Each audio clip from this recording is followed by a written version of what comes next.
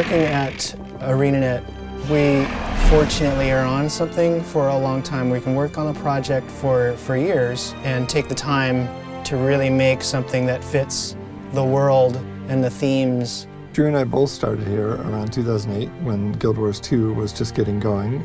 We're pretty much given free rein to do what we needed to do to make the game sound as good as possible. Guild Wars 2 Heart of Thorns has this rich artisan kind of feel. And so to keep in that vein and have it fit that environment, we chose instruments and other objects that we Foley. So there's this organic, natural vibe to go with that painterly look.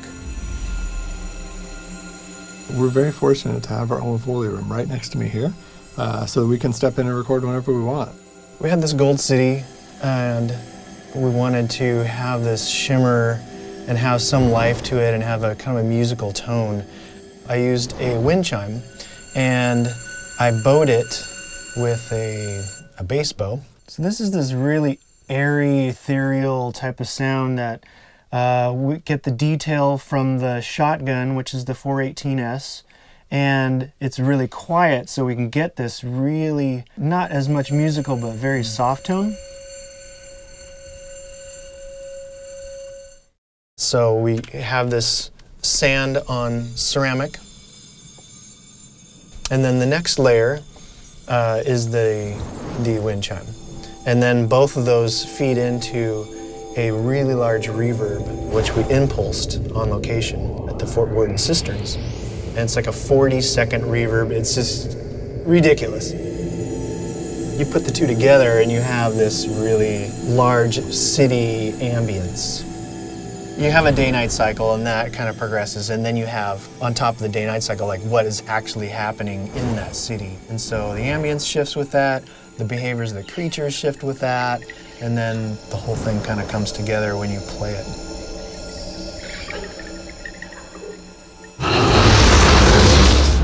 What's fun about Foley is you bring in an object and you get that sound that it does.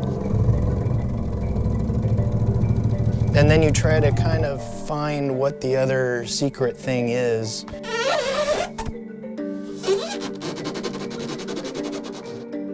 You're creating all these real assets and then combining them to make this one creature, and he's got a little more life to him. I'm very fortunate. I have an awesome team here. If you just hire really good people and just let them do their job and get out of the way, amazing things happen. So this is a mouth call that's essentially made to lure predator creatures.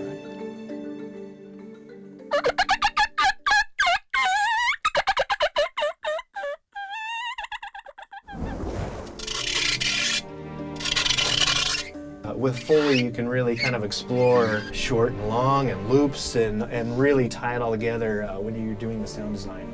So if we've gone through the initial steps of building what this creature is going to sound like, we then have to build out this big bank of sounds for this guy. Each creature has kind of a set of dialogues, and this is their attack long scream.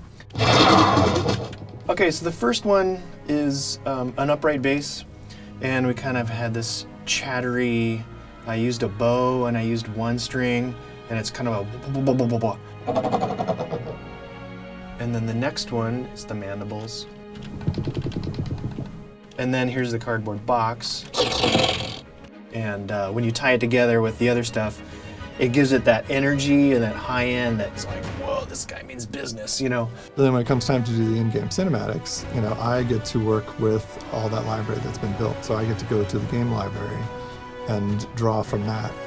I just try to make it sound the same so that when you step from the game into the cinematics, that it feels like you're just watching a version of what you were just playing. We end up mixing for the big speakers, we end up mixing for little speakers, and then we end up mixing for headphones too. It's a whole lot easier for the sound to scale down in quality to an earbud than it is to go the opposite direction. So if we mix for the big nice headphone, we're pretty sure it's going to sound good on all of them. I've always thought that the best artists know how to use their paintbrushes in as many ways as possible. I kind of came from a design standpoint and then worked my way through implementation and then through ultimately to become an audio systems programmer that I am now. Audio bring stories to life, whether I'm working on code or recording things or implementing things.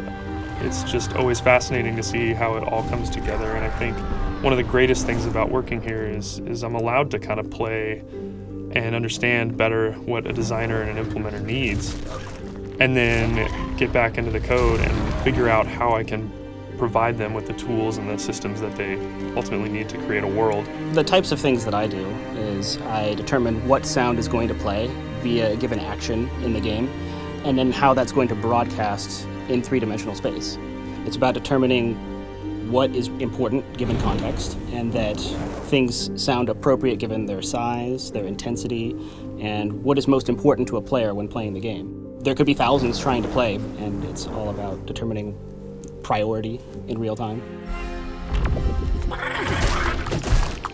This time around for Heart of Thorns, it's learning from what we did, exploring some more options, and hopefully tying in with the story and what the art team has made and bringing it all to another level.